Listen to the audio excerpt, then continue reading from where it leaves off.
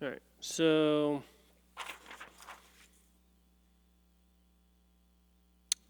let's go over some stuff. So, first thing, anytime I do any sort of teaching about the soundboard, I always do start with gain and making sure that whenever you're adjusting any input, that gain is the most important thing. Because if your gain is set too low or if it's set too high, you're just going to be fighting things for the rest of the time. So you want to be able to see how much signal is coming in, because gain is how much signal comes in. So you turn up the signal for the rest of the chain, the rest of the options. Because like effectively, whenever you turn up gain, what you hear and experience is more volume. But I always try and make sure to emphasize again that it's the entire signal.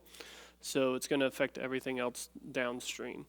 And part of the thing with the analog board is like you can see all the knobs downstream from the top to the bottom. That's what gain affects, everything further down. You say signal, you mean frequencies? Frequencies, the outputs to your monitors, any other send. So gain is that starting baseline that you need to adjust so that everything else works. So again, to be able to see your gain, you need to hit your PAFL button, and then you can see how much input you get on the meters. Per mic. Per mic. Okay. Right. Every mic has its own individual gain, and if you have to do it individually.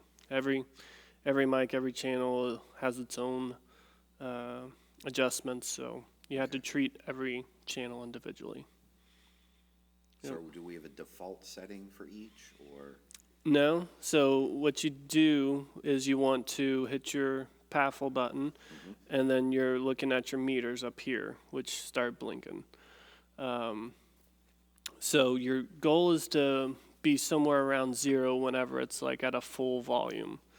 You know, somebody might get loud, and whenever they get loud, like if that's their kind of normal spot to be, then you want that to be hitting 0. Obviously, if somebody screams, it might go above it, but with... When you say 0, is that halfway? It's right there is at 0. I couldn't So see it. yeah, it's a Gotcha. little up. Yep.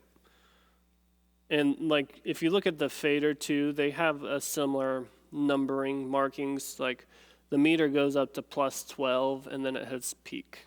Okay. So like on the fader, it has, once you hit 0, then you're going into positive. So it's got a +10 on the fader. And down at the bottom of the fader, you've got a -40. So the meter has, again, similar numbers to what your fader has, but I don't know. The numbers don't matter too much, other than that 0 is basically a reference point of where you want to be. You always want to be, again, bouncing around 0, and you really do want your faders around 0 too. Okay. Is your goal. And So, how do I adjust that if it's off? so if your meter, after you've hit the Baffle? PAFL button, if that's too low, then you would adjust your preamp, your gain. Gain is this knob if you've got the channel selected, and then on these, the rotary knob up here above each channel, Right.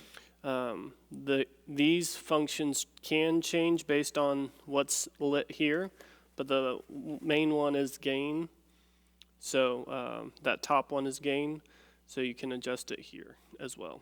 And you Okay. can see, hopefully on the video, that as I change it down on the strip here, the light moves. Right.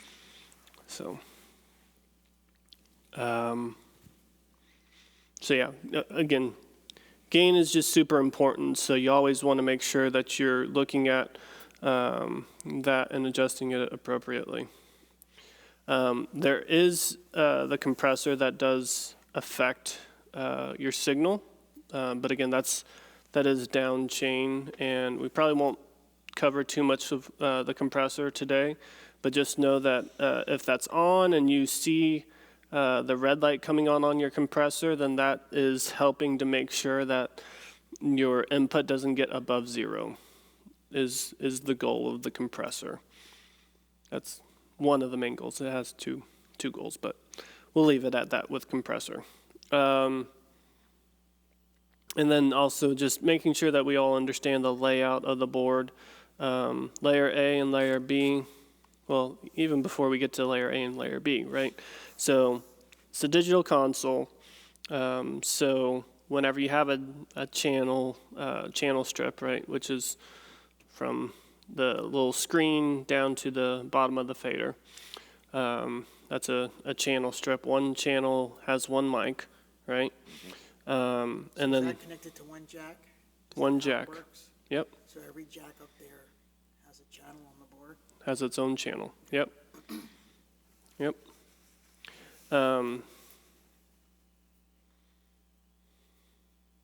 I guess that statement does need to be revised a little bit because we can have more jacks on stage than we have channels on the board with a patch panel in the back, right? But we won't get into that too much. But basically, yes. Like each channel can only have one plug-in on the stage. So the layout of the board, digital board. So yeah, one channel strip has one plug-in mic input. The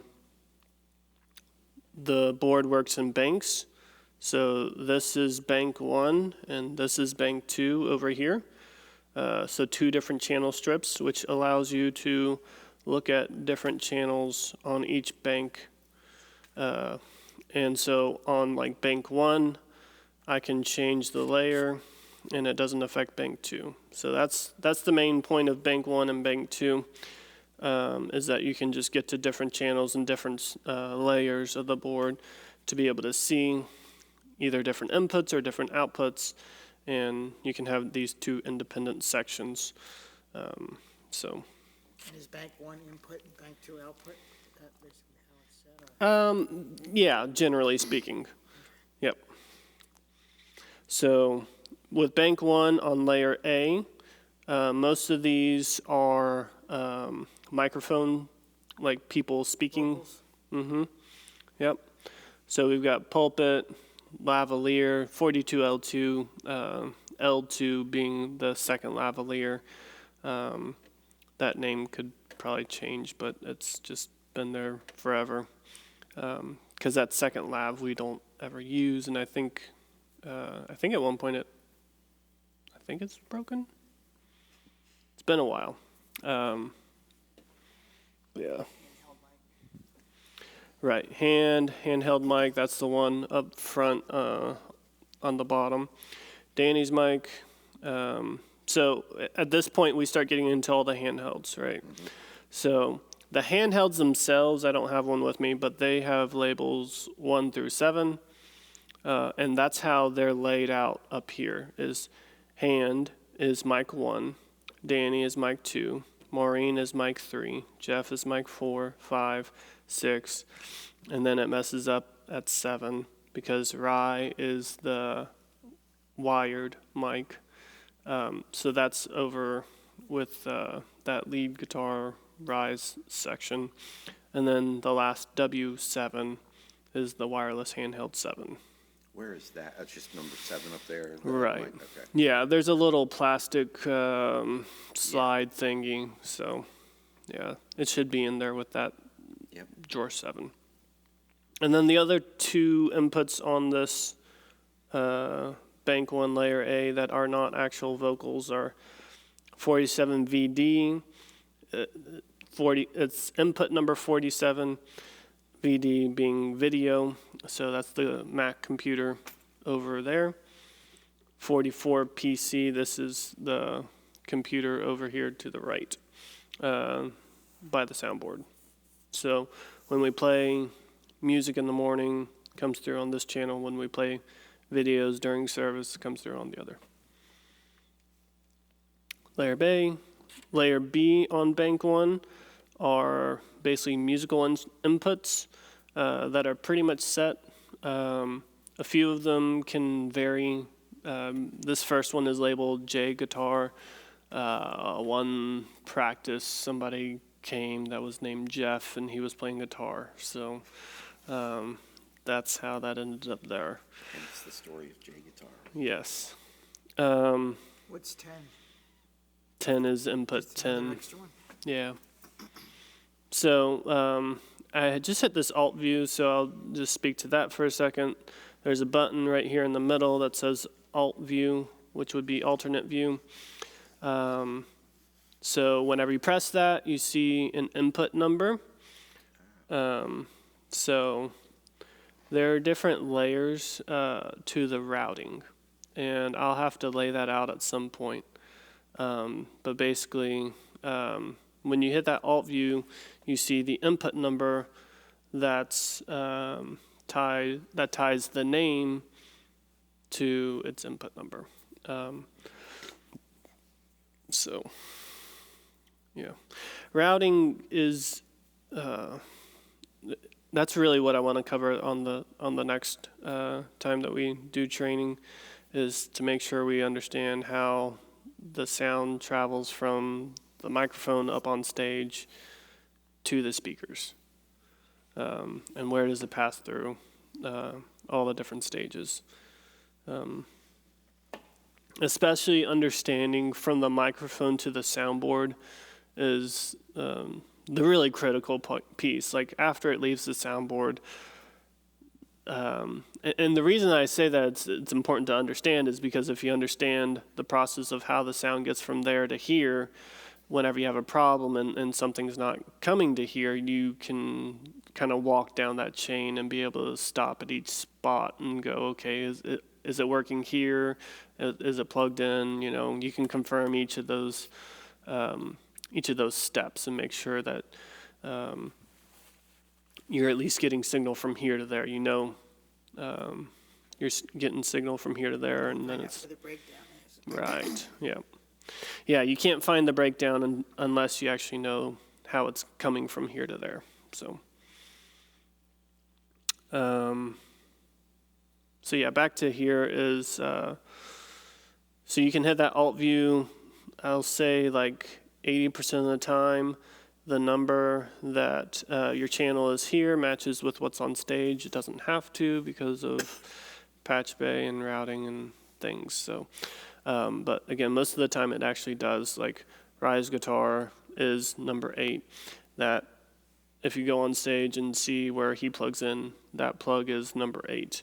Okay. The same with his vocal. When I hit Alt View, his vocal input number is 7, and that's where the cable is plugged in for his microphone. Are they labeled up there on the stage? In those floor boxes, they have labels. Yep. Yep. So yeah, Rise Guitar, piano, electric guitar, bass, drums, left, right. And then we've got a choir 2. That was a hangover from Christmas. Cajon 1 and 2. Let's see what numbers those are, 2 and 3. And those are probably right. 2 and 3 would be where the pulpit's plugged into. And those would be good jacks to be able to use if you ever needed spare microphone plugins. And then Jeff, again, is part of that J guitar. So What does the microphone that the stand-up bass uses? that the stand-up bass What uses. number would He has a, he would use the channel bass. He actually has a pickup on his bass that he can just plug the guitar cable into. So it works out real well for us. As far as like just being able to know, oh, go to the bass channel and that's the bass guitar or the stand-up bass. Yep. Layer C is just whatever it happens to be honest. I don't use it. Nobody else really uses it. So, and then layer D on both sides is what I use whenever I run a service. So it's a digital board. You can basically mix and match whatever you want, wherever you want. So what I do whenever I practice for a service is I make sure I get all the inputs that I need, and I can normally fit them all into this bank 1 layer D. So I can normally fit them into these 12 inputs right there. And I've written instructions for that, and it's on the computer over here. So, Brad, have you ever? Not yet. Okay. We'll pull that up and make sure you see that. But yeah, it would probably be best to stay, like whenever you're operating on layer A and layer B, because it just reduces complexity for you. You can kind of come to those layers and always know that these channels are going to be here. So if you have it set on either one of the vocal or the instrument, if you go to the D layer, then does it automatically save those settings into that? Or do you have to make adjustments? Yes. Here? No, it's saved. So like when you see input piano, right? This is just a copy of where it says piano right here. Okay. So you see it's unmuted, it's down here at 0. So if I move this fader up to 30 and I come down here, that's where it snaps to. Because again, it's copies, it's not recreating the channel or anything. So, yep. Yeah. So yeah, this is where I run the service. Probably, like if it's already set up so that you can see everything. So the reason that I do it down here is because I want to be able to stay on layer D and not move a layer. Is why I do it. Whenever we're doing music, I end up going back and forth between layer A and layer B a lot. And so for me, I would rather just be able to touch everything when I need it. So that's why I reorganize things and put them down here. So you can adjust the D just like you would if you were on A or B. Right. Exactly. But you have so- everything laid out on the D. Right. And from Sunday to Sunday, it can change, right? Because some Sundays we might have Marissa, some Sundays we might have Maureen, yeah, whoever. So, Instruments here, vocals are there. yep. So it's all. Yep. So I put it all down here. The only thing that's not here is outputs, but that's normally only adjusted during practice. So I go back and forth whenever they need monitor adjustments. And so we'll go ahead and run through that real quick over here on bank 2, layer A. This is all outputs. So front aux, that is the speaker that would be at the pulpit that gets plugged in. Most of the time it's there. Sometimes I pull it off stage if Rye's there pretty consistently as far as from Sunday to Sunday, right? If Rye's not there, then the person leading, be it Josh and Connor, and Dave. Because Dave's gone back and forth on in-ears, but Josh and Connor are very much against in-ears. So that monitor is very useful for them, obviously. So yeah, we'll use that for them. If Rye's there, it's off. Like that monitor is powered, so it has an on-off switch. So they would only turn it on whenever they're using it, Josh, Connor, or Dave. The piano aux is that little speaker monitor over by the piano. Vox, this is a shared monitor output for the vocalists. Bass, as is, but Dave has, he's gone through seasons where he's used it, and That's for the in-ear? For the in-ear, yeah. So Dave's gone through seasons where he's used it, and here lately he has not been. So Is that a wireless, I assume, in their ear? It's just like a, it's just like this belt receiver, yeah. clip thing. Yep. So instead of having a microphone input, I think we actually have one back here. So instead of having the microphone input, it's got a headphone jack. oh, okay. It's just that single earpiece. Right. Well, they actually they wear headphones, but most of the time they only put one ear in. Oh, But yeah. okay. So. But yeah. So yes. So yeah, that's bass. So that's a wireless in-ear. Lead is a wireless in-ear. Vox is a wireless in-ear. And then you've got e-guitar and drum. So those are wired in-ear. So they're still in-ear monitors. They're just wired. So if Rye says I can't hear my guitar, then we would do, or I can't hear the electric guitar, I would use e-guitar. So we'll get to that in a minute. Oh. But the short answer is no. So we got lead guitar. It's Rye. Right. Rye wears that. Electric guitar, that's wired at that. Where Rob usually is. Right. And that thing is on a Is that the step stand. thing? One of these steps, or is It's on the stand, so you can kind of see it's flat. Uh-huh. It's about the size of one of these, but it's got cables coming in on both sides. So one side is just a power, the other side has 2 input jacks, and then it's got the headphone out as well. So guitar and drum each have their own wired in-ear device over there. All right. So that's this, and then there's also main, right? The main, left, right.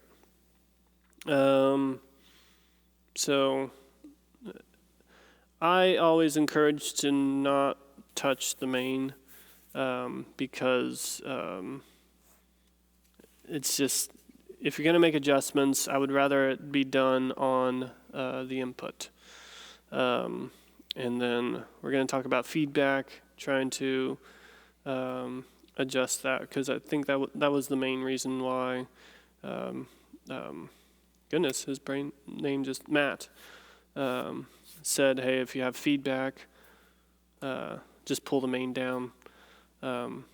So it's it works, but it's almost like a nuclear option to me, because it's like, hey, let's turn everything down. Right. And that's like, if it's in music, then that obviously would that would be a nuclear option during music, because you have so many different inputs. If you have somebody just speaking and you turn the main down, that's not a big deal. But again, for me, I would still rather, if you have one person speaking and you have feedback, turn their individual channel down to adjust that. If you need to go ahead and, like, obviously we want to get rid of the feedback as quickly as possible, so that's the first thing that you can do. We'll talk about feedback more later, but yeah, main is that main.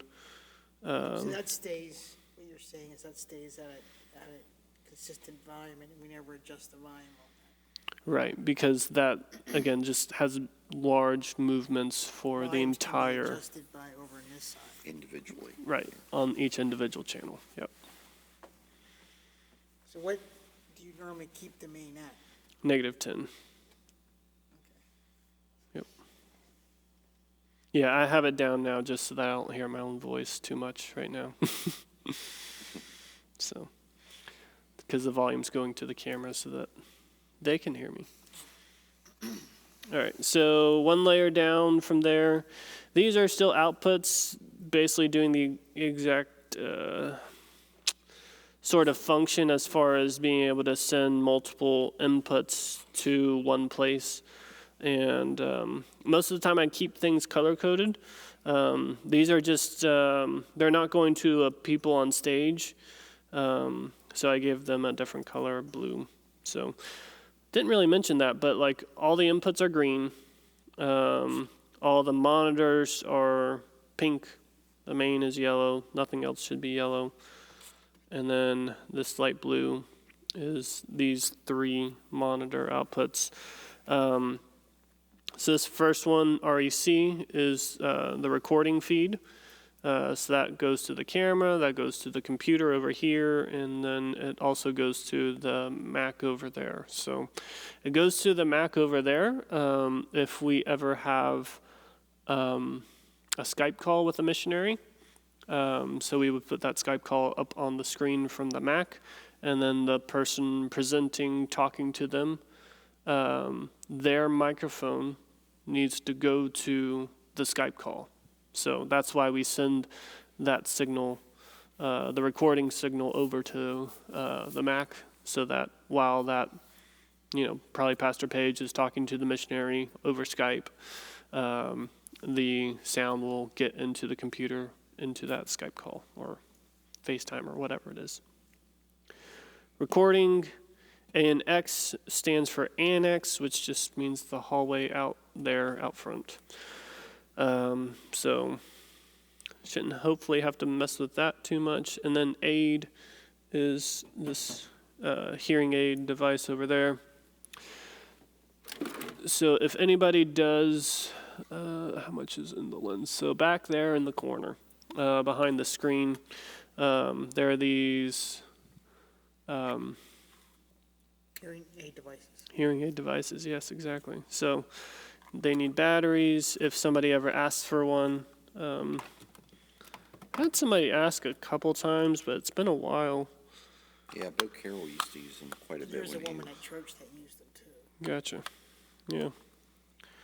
So you put the batteries in, and then they just turn on, and you should get a light.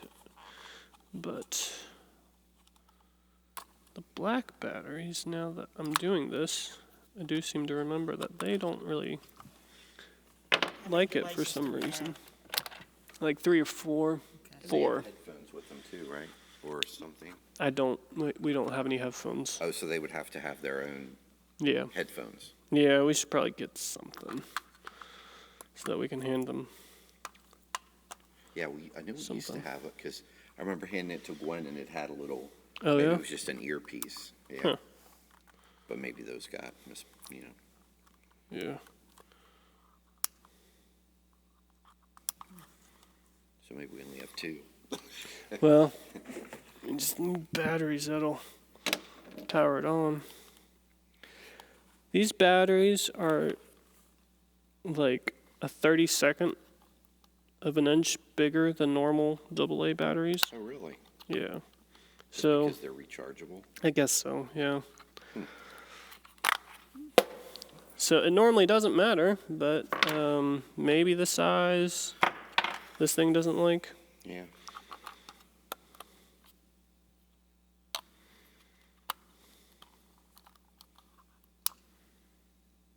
Well, these have been sitting out, so they may need to be charged. Well, oh, there we go. it is. Green light. So whenever you put batteries in them, hopefully you get a green light. And then it's a volume slide thing that turns it on and off and turns it up. What does the red color mean? Unused? Was the red color. Yeah. This red color, sorry. So these are DCAs, which means a group. So if you think about an input can only have one microphone, right? One plug-in per thing. After the input, normally volume just goes straight from here to the output.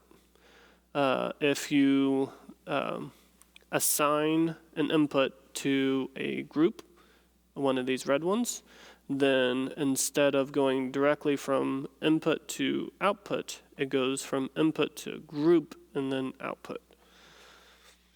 So if you hit mute on this group, you get this little DCA light that lights up for the mics that are in that group. So this one is labeled Vox, and that goes to the backup singers, just like the Vox that's over here. Vox is short for vocalist, so it would be the same people that would have that wireless in-ear Vox monitor. Those people would be in this group, Vox. So you can turn that entire group up and down with the volume slider. You can mute them. But yeah, so that's what the red ones are, groups. Same thing with the instrument. All the instruments are in a group. But yeah, I try not to hit the mute on those because I know that's caused problems in the past. So, but again, that's something that generally speaking I use, and really I don't use it too much whenever we're mixing on a service. Mostly because we don't have a ton of inputs. So groups are really nice to have whenever you've got like 24 inputs, and I mean even like 16 inputs is a lot. So a lot of times people will set groups up so that they can just mix the groups rather than mixing each individual. Right. Yep. So so we were over on Output. bank 2, layer B. We hit the record, annex, and the aid, hearing aid. So yeah, hopefully you won't have to adjust those outputs. I do check the record one some, so if you ever want to listen to that, that'd probably be a good thing. It is a little vocal heavy, which is good, I think, because I think most of the time whenever you are like listening to a recording, you kind of expect to hear the vocalist on top of the instruments. So, so if it sounds a little vocal heavy, I would say let it be. So there's a little deeper of a blue here than this blue. This whole layer on layer C is all effects. So effects are set up this way because of the way that it was set up with analog. So analog boards had, let's come up, there's a lot more. So analog boards had, you had your soundboard, and then beside your soundboard, you had an effects unit. Effects were not built into the board. So the only thing that the board could do was mix the inputs and route the inputs, right?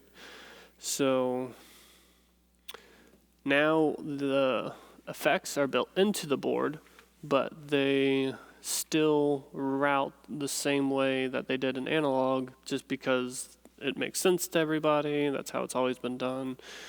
And I would imagine that there would be simpler ways to do it with digital, but again, it's kind of one of those, I don't know, professional sound is like a trade.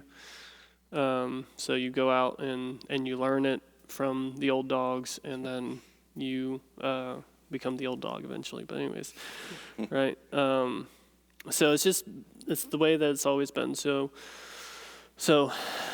whenever you learn about effects, you have to think about this soundboard on the outside, and then over here in another rack is the effects unit. So if you're going to be able to get the effect to the speaker, you've got to send your signal from the soundboard on one person's channel, right? You've got to send that one person out over to the effect unit, and then the effect unit does its thing, but then it needs to come back into the soundboard so that it can go to the speakers. All right, so you got to go out and then in. So that's how effects are. You've got an output over here with this deep blue, and then the input side over here on the white. So anytime whenever I actually want to use the effects, I always use the input side because that, well, say that kind of, anytime whenever I'm mixing with the effects, I'm going to turn up the effects and turn down the effects on the input side. All right. But then at that point, effects are like a monitor output. So is reverb an example of an effect? right. Yep. Reverb, echo. Yep. So if you want to add reverb to a lead vocal, we'll go back down to the board.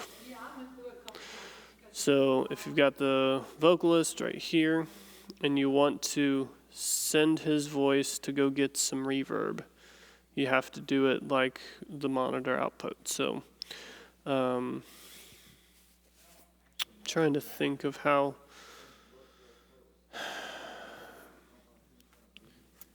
let's talk about normal monitors real quick before we route to effects. So if I am talking about Rye and Rye says, hey, I need to hear more of the electric guitar. Where you start is with Rye. What monitor is Rye listening to? That's the question that you need to start with. So Rye is listening to which one? Do you remember? We've got front, piano, vox, bass, lead, e-guitar, and drum. All right, so Rye is with lead. So here's where we're going to start, and then we'll press the mix button on that. So that was the first question we have to answer. The second question is, what does he need changed? He needed the electric guitar louder in his mix. So now that we've selected his monitor that he's listening to, we can turn up the electric guitar in his monitor. And that will make the electric guitar louder to the monitor that he's listening to. Just his, no one else. Just his, exactly, yep. Yep. And so that's the way that the process that you think through adjusting monitors for people is you have to start with what monitor are they listening to, find which one they're listening to, and then after you've found their monitor, hit mix. That flips all the faders, the input faders, over to show you what's being sent to his monitor, and then you can adjust what he needs. Gotcha. All right. So over with effects, you're thinking of it in a different order. You're thinking what input do I want to send to the effect? And I guess I'm kind of like thinking like for all the vocals, we already have them going to an effect. So I think probably for now, I probably will just leave effects at showing you what we use for a Sunday. So I pretty much only use 3 effects: the verb, chamber, and plate. So if you're looking on this bank 2, layer C, those are the first 3 white channels that you'll see: verb, chamber, and plate. Need some batteries.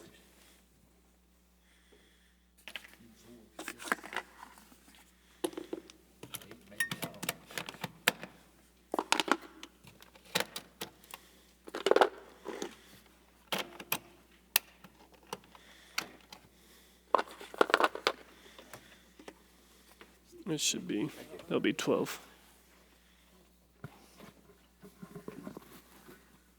He's coming. All right. He's running the thing. He's supposed to, yeah.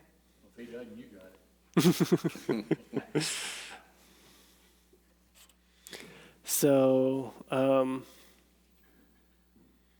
So yeah, we're just using these three, and the two are the only ones with the on vocals. The plate one, the third one has the guitar on it, and maybe one other thing. But So what does chamber do? chamber is just a different sound. So let's Is it like actually turn reverb? on. Ooh, some nice feedback. So we've actually got the speakers on so that you can hear it. You good for something? Ronnie appreciates it. All right, so I'm on the Lav 2 input, and I went ahead and sent it to both the reverb and to the chamber one. I've got those down right now on those faders down. So whenever you have reverb, that gives you a tail would be the best way for me to describe it. It's a pretty smooth tail, and it's just kind of a constant spread of your voice. Whenever you have the chamber, that's more, it's not quite echoey, but like if you can imagine being in a chamber. It's a bigger Yes. reverb sound. Exactly.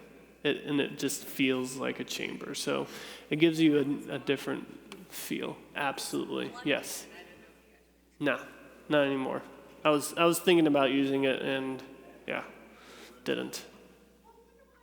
So yeah, I like using chamber for slower songs whenever it's slower, because you have more of that tail, and it's anytime you That's something to the blend.